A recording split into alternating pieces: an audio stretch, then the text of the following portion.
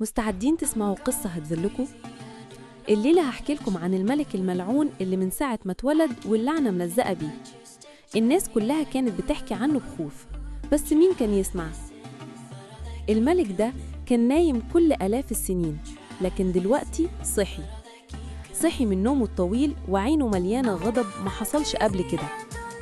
أول ما فتح عينيه الأرض بدأت تهتز والسما اتضلمت.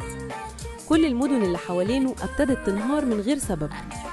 الناس كانت بتحاول تهرب لكن مفيش مفر. الملك الملعون ما كانش بيهتم لأي حد غير للدمار اللي جواه. الغيوم السوداء اللي حواليه كانت بتنادي على الرعب والخراب. في كل مكان كان بيطلع منه صرخات بتقشعر لها الأبدان. الملك الملعون مش بس بيكسر، ده بيغير العالم كله حسب إرادته. وكل ما العالم يحاول يقفله الملك يزيد قوة وغضب. والسؤال اللي كلنا